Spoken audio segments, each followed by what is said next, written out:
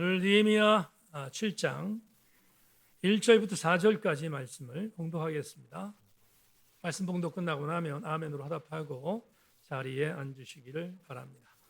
느헤미야 7장 1절로 4절 말씀을 제가 봉독합니다. 성벽이 건축됨에 문짝을 달고 문지기와 노래하는 자들과 레위 사람들을 세운 후에 내 아우 하나니와 영문에 관한 하냐나가 함께 예루살렘을 다스리게 하였는데, 하냐나는 충성스러운 사람이요 하나님을 경외함이 무리 중에서 뛰어난 자라. 내가 그들에게 이르기를 해가 높이 뜨기 전에는 예루살렘 성문을 열지 말고 아직 파수할 때에 곧 문을 닫고 빗장을 지르며 또 예루살렘 주민이 각각 자기가 지키는 곳에서 파수하되 자기 집 맞은편을 지키게 하라 하였노니, 그 성읍은 광대하고 그 주민은 적으며 가옥은 미처 건축하지 못하였음이니라. 아멘. 자리에 앉습니다. 두 곡을 얹어서 찬양하겠습니다. 주님과 같이 하나님께로 더 가까이 찬양하겠습니다.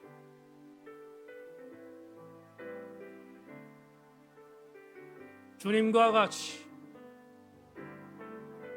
주님과 같이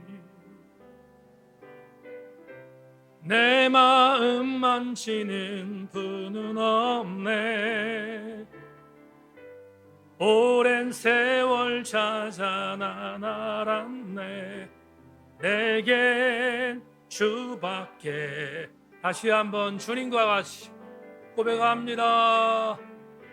주님과 같이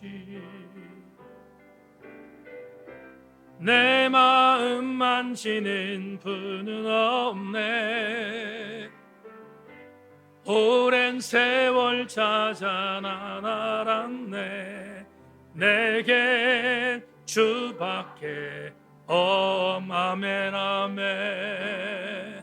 주 자비 강같이 흐르고 손길 치료하네. 고통받는 자녀 품으시니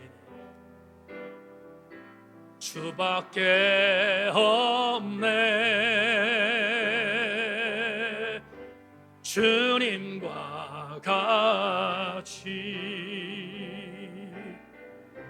내 마음 만지는 분은 없네.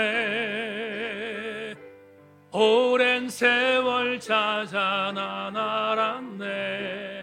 내게 주밖에 없네.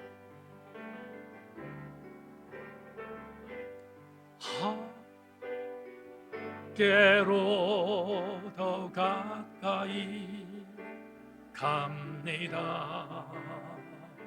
고통 가운데 계신 주님, 변함없는 주님의 그 신사랑 영원히 주님만을 다시 한번 고백합니다. 하나님께로 더 가까이 갑니다. 고통 가운데 계신 주님, 변함없는 주님의 그 신사랑 영원히 주님만을 섬기리.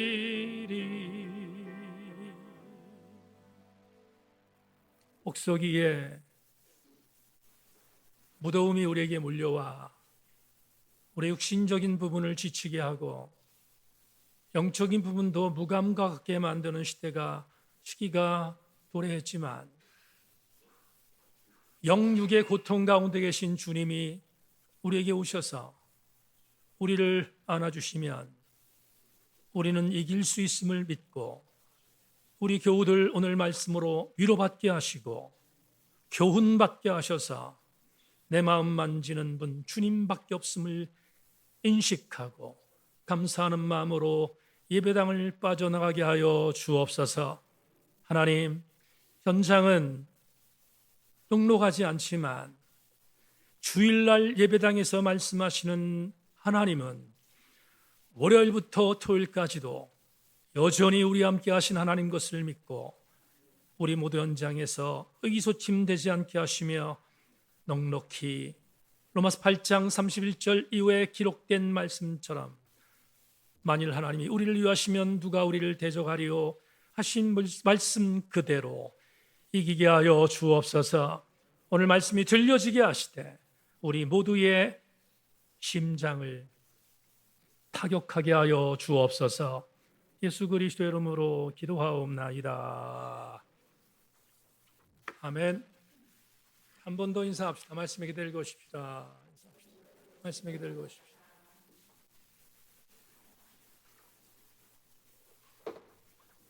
느헤미야 19번째의 말씀의 제목 자막으로 보겠습니다. 함께 읽겠습니다. 다 같이 시작. 늘 이어야 이런 제목 갖고 여러분과 함께 오늘 말씀의 은혜를 나누겠습니다. 은혜 받고 돌아가시기를 주의 이름으로 소망합니다. 지난 주간에 요즘에 서점가에서 엄청난 인기를 끌고 있는 프랑스의 철학자 로랑 스티빌레리가 쓴 모든 삶은 흐른다라는 책을 아주 정말 감동 깊게 읽었습니다.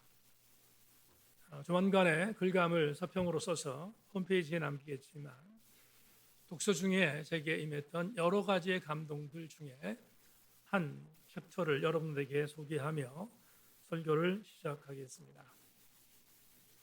로랑 스티빌레리는 그의 책에서 바다 소금이라는 챕터에서 이런 글을 남기며 성찰하고 있습니다. 자막을 주목해 주십시오. 바닷물은 마실 수 없다.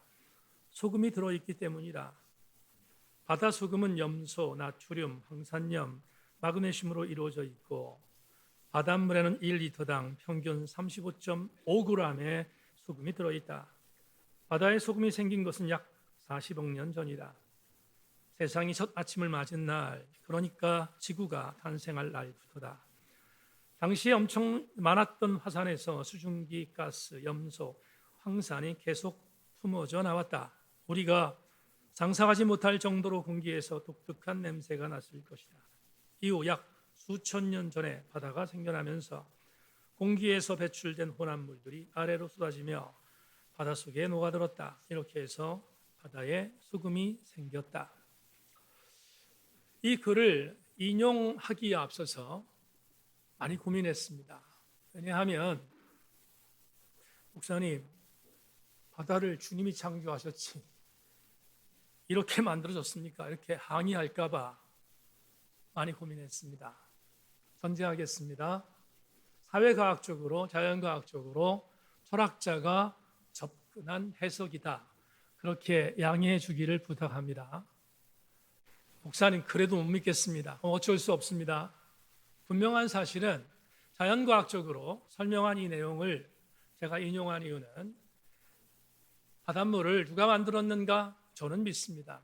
모든 천지의 창조를 하나님 만드신 것에 대해서 조금도 의심하지 않지만 그럼에도 불구하고 오늘 이 인용문을 제시하는 이유는 이어 이야기하는 저자의 이 대목 때문이었음을 여러분들이 양해하고 잘 경청해 주시기를 바랍니다. 스티빌레리는 이렇게 소개한 뒤에 아주 의미 있는 메시지를 연이어 내어놓습니다. 바닷물을 마셔본 적이 있는가? 바다 해수욕장에서 물놀이를 해보았다면 한 번쯤 바닷물의 짠맛을 느껴보았을 것이다. 바다는 아주 짜고 앞으로도 그럴 것이다. 하지만 인간은 시간이 흐를수록 짠맛을 못 느끼게 된다. 그 맛을 음미하는 능력이 무뎌졌기 때문이다. 아무리 아름다워도 아무리 행복해도 시간이 지나면 모두 익숙해진다. 익숙함은 과거에 맛본 만족감을 희미하게 만들고 감흥을 없앤다. 그래서 한때 매력을 느낀 것도 익숙해지면 더 이상 관심을 갖지 않는다. 그 다음 구절을 여러분 주목해 들어주시길 부탁합니다. 익숙한 것은 더 이상 탐구하고 새롭게 감상할 수 없게 된다. 우리의 욕망은 어느 정도 채워지면 순서대로 수그러진다. 그리고 그 대상을 더 이상 욕망하지 않는 상태가 된다. 이미 손에 넣었기 때문에 욕망하지 않는 것이다. 신뢰를 하나 든다면 여러분 맛을 내기 위해서 제 아내는 최선을 다합니다. 그리고 가족의 건강을 위해서 절대로 조미료를 넣지 않습니다. 그런데 어느 날 갑자기 제가 김치찌개를 끓여야 될 당번이 돼서 김치찌개를 끓이면 아내 몰래, 아주 아내 몰래 조금의 조미료를 집어넣습니다. 그러면 아내가 금방 알아챕니다. 넣었지, 이렇게 말합니다. 그러면 이실직고 하는데 왜 넣는가? 맛있으니까 넣습니다. 그런데 처음 넣을 때는 조금 넣었던 것을 조금 지나면 조금 더 넣어야 됩니다. 그래야 첫 번째 맛을 뛰어넘기 때문입니다. 그런데 계속 그 짓을 하다 보면 우리는 진짜의 맛을 잃어버리게 되는 이유는 맛에 맛들려져 있기 때문입니다.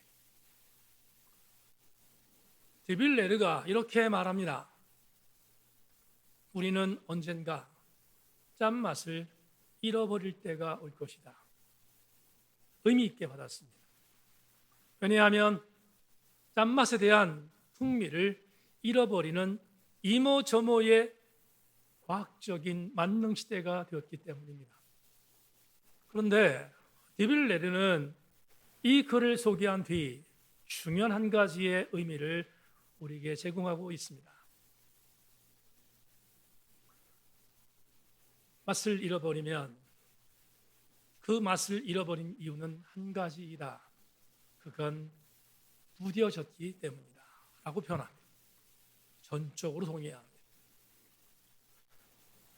왜 제가 오늘 디빌레르의 이 말을 설교의 서두에 인용했는가? 이유가 있습니다.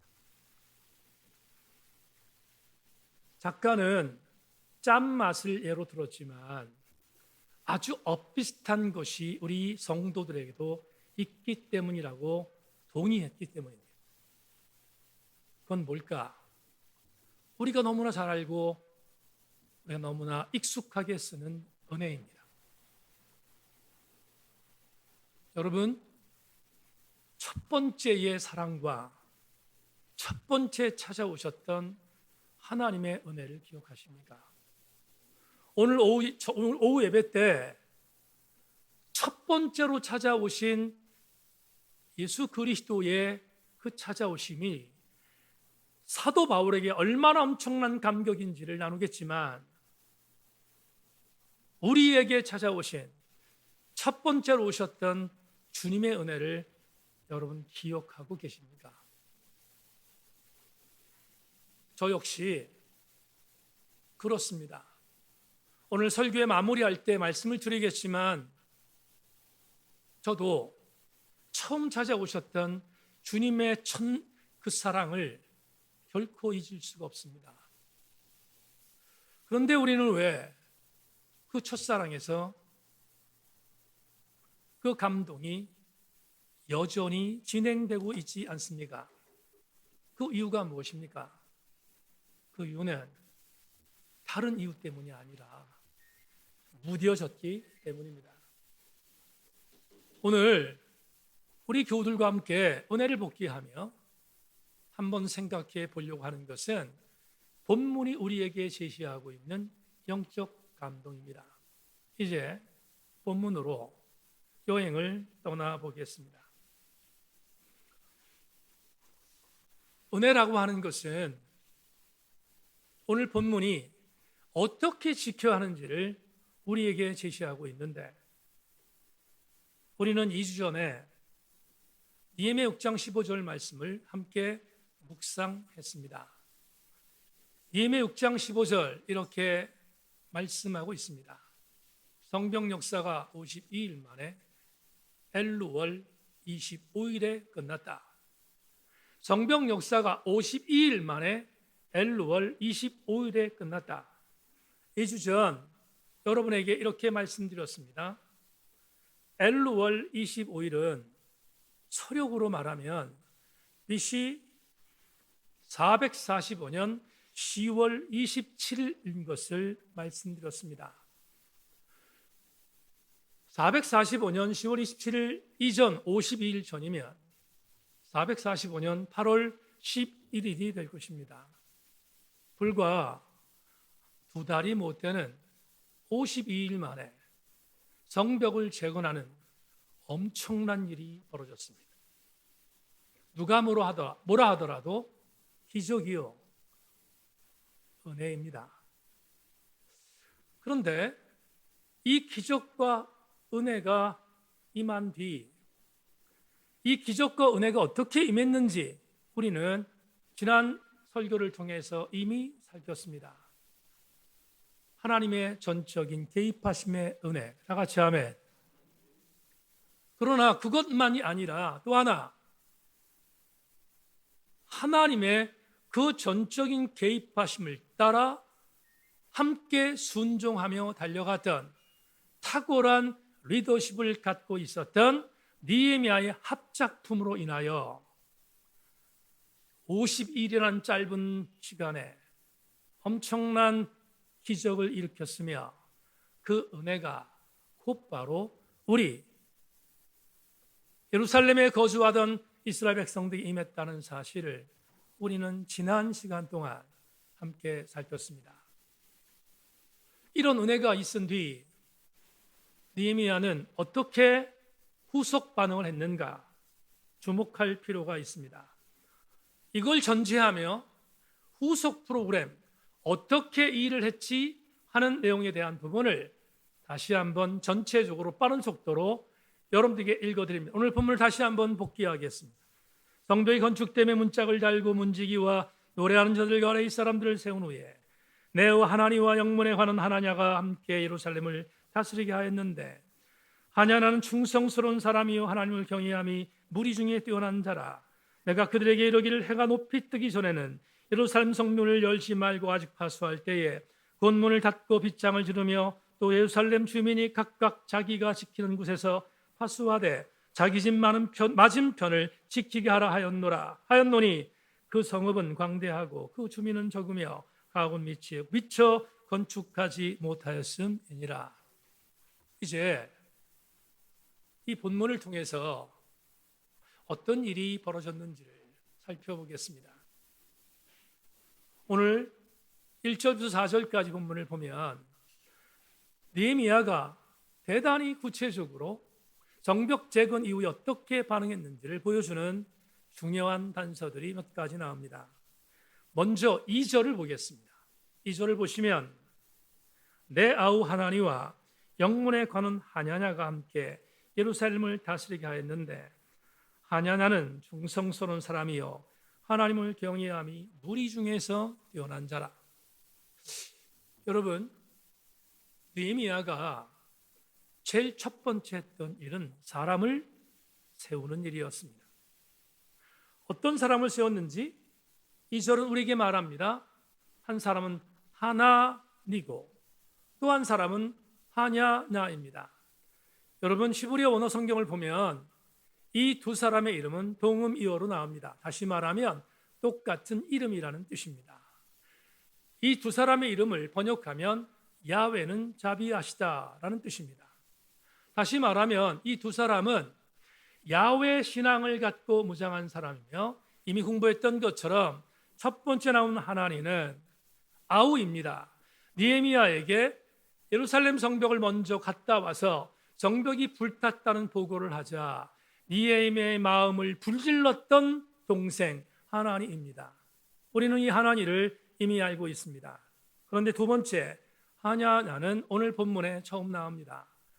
이 하냐냐는 성경의 내증에 의하면 야훼는 자비하심을 믿고 신앙적인 부분에 있어서 하나님 신앙을 떠나지 않았던 주인공으로 등장하는데, 오늘 본문을 보면 하냐냐는 몇 개의 수식어가 등장하고 있습니다. 여러분 오늘 본 것처럼 하나님을 경외하는 사람이라고 말하고 있습니다. 이는 하나님 앞에 하나님의 신앙 따라 움직이던 사람임을 본문이 제시한 것을 보면, 적어도 하냐냐는 느헤미야의 동역자로 조금도 부족함이 없었던 야훼 신앙으로 무장된 사람인 것을 우리는 직시할 수 있습니다. 이 두 사람을 느헤미야는 동역자로 세웠습니다. 그런데 주목할 것이 있는데 하냐냐의 직분입니다. 오늘 본문을 보면 하냐냐는 여호와를 경외하는 것뿐만 아니라 이 사람의 직책이 나옵니다. 이 사람은 영문의 관원이라고 되어 있습니다. 영문, 영어로 크롭스인데 영문은 예루살렘 성전을 말합니다. 다시 말하면 제2수룹바벨 성전을 의미합니다. 그 성전의 관원이다. 관원이라는 말, 이 단어는 히브리어 샤르의 번역인데, 샤르는 특별한 직책입니다. 어떤 직책인가 하면 특별히 군을 총괄하는 직책입니다. 그래서 학자들은 샤르를 군사령관으로 번역합니다. 군사령관으로 행동했던 사람이 누군가 하면 하냐냐인데, 느헤미야가 그 직책을 맡겼다는 것입니다. 그러면 우리는 이렇게 추론할 수 있습니다. 하나니와 하냐냐는 좌청룡 우베코의 역할을 감당하던 느헤미야의 신앙을 돕던 동역자들이다 라고 해석해도 절대로 지나치지 않습니다. 느헤미야는 성벽 재건의 기적을 맛본 뒤 사람을 세웠는데, 특별히 예루살렘 성읍을 방어할 군사령관과 그리고 군조직을 이끌 책임자를 세웠다는 것은 대단히 중요한 의미가 아닐 수 없습니다. 여러분 기억하십시오. 첫 번째 세웠던 사람은 하나니와 하냐냐인데, 특별히 예루살렘 성읍을 방어하는 데 최적임자였음을 본문이 제시하고 있습니다. 두 번째, 우리는 다시 1절로 돌아갑시다. 두 번째 1절로 돌아가는 이유는 또 하나의 의미가 있기 때문에 1절 보십시오. 성벽이 건축됨에 문짝을 달고 문지기와 노래하는 자들 레위 사람들을 세우네. 다시 한번 읽겠습니다. 성벽이 건축됨에 문짝을 달고 문지기와 노래하는 자들과 레위 사람들을 세웠다. 세 종류의 사람이 세워진 것을 본문이 제시하는데, 첫 번째 성문을 지키는 문지기, 두 번째 성문을 지키는 문지기와 더불어 노래하는 자, 세 번째 레위 사람들을 세웠다고 말합니다. 여러분 오늘 본문 1절은 대단히 중요합니다. 왜 느헤미야는 이런 사람들을 성벽 완공 위에 세웠을까? 먼저 문지기를 보겠습니다. 문지기는 일반 평민 중에 세워지지 않습니다. 문지기는 옛날 우리가 사찰집사 정도로 하대하는, 여러분 사찰집사란 말 정말 나쁜 말입니다. 사찰집사로 하대했던 그 인식이 있어서 문지기는 대단히 낮은 직급으로 보는데, 그렇지 않습니다. 문지기는 성문을 지키는 성별된 그룹이었습니다.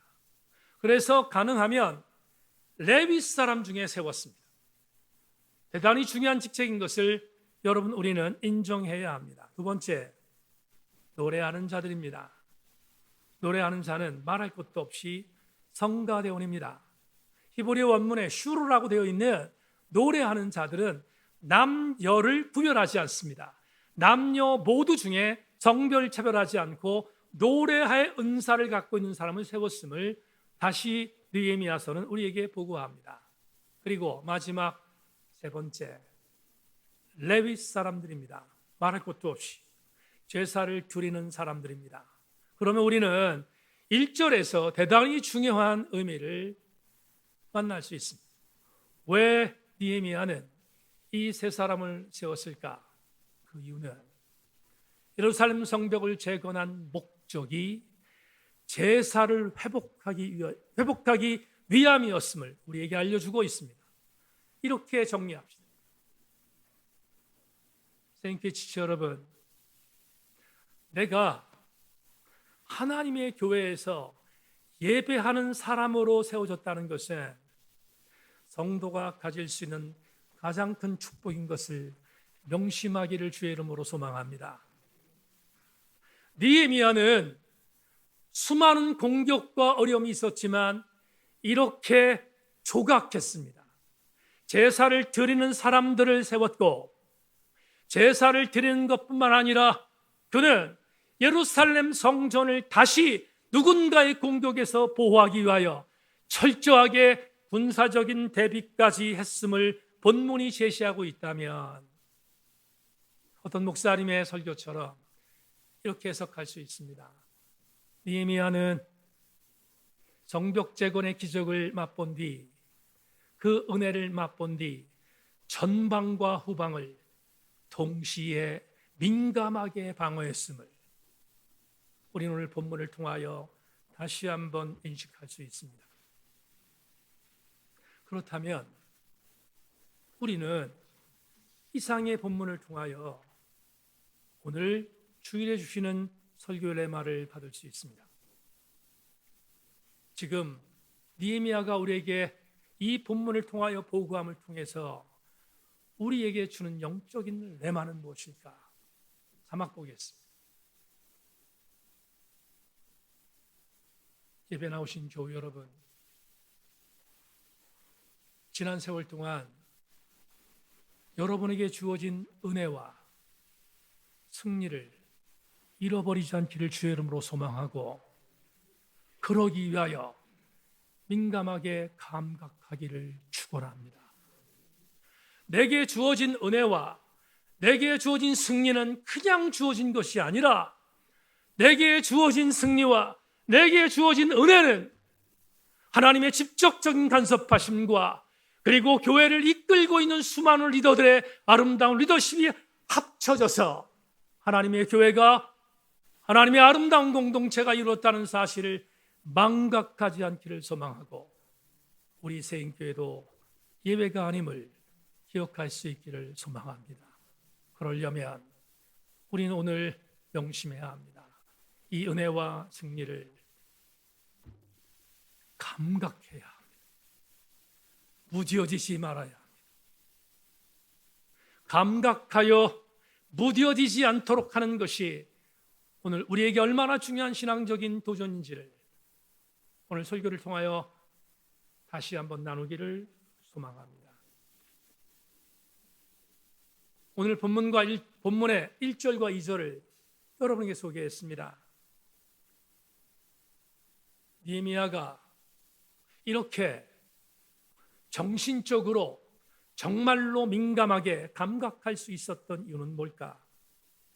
김근주 박사의 글 하나를 소개하겠습니다.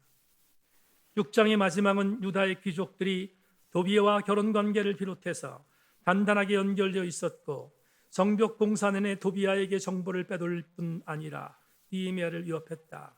성벽은 완공되었지만 느헤미야와 공동체를 맞서는 세력의 위협은 결코 끝났다고 말할 수 없을 것이다. 언제나 개혁과 변화를 두려워하는 이들의 반대와 저항은 무척이나 집요하고 지속적이다. 성벽 완공은 일차적인 진전이고, 이제 느헤미야는 공동체를 단단히 지키고 보호하기 애쓴다. 느헤미야는 혼자 할 수 있는 일이 아니기에 그는 적절한 자리에 사람을 세웠다. 느헤미야가 사람을 세운 이유는 다시 예루살렘 성전이 다시는 공격받지 않도록 하기 위함과 무너져 내린 성전 제사가 다시는 중단되지 않도록 하기 위하여 그는 감각했음을 김근주 박사는 우리에게 소개하고 있습니다. 여러분, 민감하시되 어떻게 민감해야 하는가? 오늘 설교 제목입니다. 늘 민감하기를 주의 이름으로 소망합니다. 그냥 민감하지 말고 늘 민감할 수 있는 교우들이 되시기를 다시 한번 주님의 이름으로 부탁합니다. 오늘 이제 마지막으로 본문 3절을 보겠습니다. 3절 에어컨이 갑자기 또 나오지 않아 굉장히 많이 힘드실 터인데 조금만 더 집중해 주기를 부탁합니다. 3절 제가 읽겠습니다. 내가 그들에게 이르기를 해가 높이 뜨기 전에는 예루살렘 성문을 열지 말고 아직 파수할 때 곧 문을 닫고 빗장을 지르며 또 예루살렘 주민이 각각 자기가 지키는 곳에서 파수하되 자기 집 맞은편을 지키게 하라 하였노니. 설명합니다. 예루살렘 성벽이 건축된 뒤 느헤미야는 하나니와 하냐니에게 명령합니다. 성문을 지키되 해가 완전히 뜨면 성문을 열고 해가 완전히 지기 전에 성문을 닫으라고 말합니다. 그렇다면 통상적으로 성문이 열려 있는 시기는 대단히 짧은 시기입니다. 팔레스타인의 기후에 따르면 대단히 짧은 시간에 해가 뜨고 해가 집니다. 그 시간만 성문을 열라고 한 이유가 무엇일까? 느헤미야는 아직도 김근주 교수의 말대로 전장이 끝나지 않았음을 인식했기 때문입니다. 조금의 빈틈을 보이지 않도록 하기 위하여 김근주 교수는 이렇게 소개한 것입니다. 전쟁이 끝나지 않았기에 예루살렘 성문에 빗장을 치는 것을 최대한으로 단축하라 라고 말했습니다. 이 말은 조금도 흐트러짐이 없이 예루살렘 성문에 대한 부분의 방어를 철저히 할 것을 명령했던 느헤미야의 감각 때문이었습니다. 감각하는 것은 성도에게 대단히 중요합니다. 말씀드린 것처럼 은혜가 주어진 것은 그냥 주어진 것이 아니라 하나님의 특별한 은총 중에 이루어졌으면 우리는 그 은혜를 지속하기 위하여 은혜를 감각해야 되는데 빈틈없기를 소망하고 하나님께서 우리 주신 그 은혜를 날마다 늘 감각하는 우리 교우들이 되어야 합니다. 2014년 눈물은 왜 짠가라는 산문시를 발표해서 수많은 사람들에게 감동을 주었던 한민복 시인이 있습니다. 2014년 이 책을 구입해서 읽을 때 굉장히 큰 감동을 받은 적이 있습니다. 한민복 시인이 쓴 눈물은 왜 짠가에 나오는 한 산문시를 여러분들께 소개하고 설교를 마무리하겠습니다. 제목, 그날 나는 슬픔도 배불렀다. 아래층에서 물틀면 단수가 되는 좁은 계단을 올라야 하는 전세방에서 만학을 하는 나의 등록금을 위해 사글세방으로 이사를 떠나는 형님네, 달그락거리던 밥그릇들, 베니아판으로 된 농짝을 이어카로 나르고 집안 형편을 적나라하게 까보이던 이삿짐, 가슴이 한참 덜컹거리고 이사가 끝났다. 형은 시장 골목에서 자장면을 시켜주고 쉽게 정리될 살림살이를 정리하러 갔다. 나는 전날 친구들과 깡소주를 마신 대가로 냉수 한 대접으로 조갈증을 풀면서 자장면을 앞에 놓고 이상한 중국집 젊은 부부를 보았다. 바쁜 점심시간 맞춰 잠자주는 아기를 고마워하며 젊은 부부는 밀가루 그 연약한 반죽으로 튼튼한 미래를 꿈꾸듯 명랑하게 전화를 받고 서둘러 배달을 나갔다. 나는 그 모습이 눈물처럼 아름다워 물배가 부른데도 자장면을 남기기 미안하여 마지막 면발까지 다 먹고 나니 더부룩하게 배가 불렀다. 살아간다는 게 그날 나는 분명 슬픔도 배불렀다. 2014년 10월 16일 날 이 시를 읽었습니다. 저는 교회를 개척하고 6년이 지난 어간 교회 개척 이후에 당하는 여러 가지 어려움과 고통 때문에 심각한 자괴감에 빠져 있었습니다. 그런데 그날 2014년 10월 16일 날 이 시를 읽고 난 뒤 교회 개척 이후에 저에게 임했던 영적인 자괴감을 일소에 날릴 수 있었습니다. 왜냐하면 시인의 이 고백을 통하여 어려움을 어려움으로 느끼는 것은 우리에게 충분히 있을 수 있는 일이지만 그 어려움으로 느끼는 것이 아니라 다시 딛고 일어설 수 있는 중요한 요소로 바라본 시인의 이 엄청난 감동이 저를 일으켜 세워줄 수 있었기 때문입니다. 성도들이여, 어렵습니까? 성도들이여, 지금 나의 상태에 대하여 만족하지 못합니까? 여러분의 가정이 더 많은 경제적인 부유함이 없어서 한탄하고 있습니까? 여러분의 자녀손이 아버지와 어머니의 뜻대로 온전히 성장해 주지 못하여 안타까워하고 있습니까? 그렇습니까? 그럴 수 있습니다. 우리의 상황이 언제 좋았던 적은 없습니다. 그러나 명심할 것은 지금 나에게 임한 수많은 어려움과 고통이 고통과 어려움으로 잠식되는 것이 아니라 그것을 나로 하여금 하나님의 은혜로 점프할 수 있는 감각의 도구로 만들 수만 있다면 우리는 다시 일어설 수 있지 않겠습니까? 왜 우리는 깨닫지 못하는가? 감각하고 있지 못하기 때문입니다. 바랍니다. 오늘 이 시간 여러분에게 권면합니다. 언젠가 말씀드렸던 것처럼 제가 존경하는 김기성 목사님이 심우하는 청팍교회의 주님 오실 때까지의 슬로건은 언제나 항상 늘 그리스도인이라고 정했다고 합니다. 우리도 예외일 수 없습니다. 교우들이여, 오늘 설교 제목처럼 나에게 임한 고통에 함몰되지 말고 나에게 임한 고통을 다시 일어설 수 있는 기회로 삼으며 나에게 준 은혜를 복귀하고 나에게 준 승리를 복귀할 때 그 복귀가 늘 이루어지면 우리는 다시 일어서며 승리할 수 있음을 기억하고 늘 이기는 자들 되기를 주의 이름으로 소망하며 늘 감각할 수 있는 여러분 되기를 주의 이름으로 축원합니다. 말씀 맺겠습니다. 지난 7월 7일 날 금요일 날 여러분에게 새벽 예배 인도하고 교회로 올라가서 매일 하는 것처럼 제 성서 일과를 대상으로 개인적인 큐티를 진행했습니다. 그날 제가 맡아서 큐티했던 성서 일과의 텍스트는 로마서 7장 19절로 20절입니다. 로마서 7장 19절 20절은 이렇게 기록되어 있습니다. 내가 원하는 바 선을 행하지 아니하고 도리어 원하지 아니하는 바 악을 행하는도다.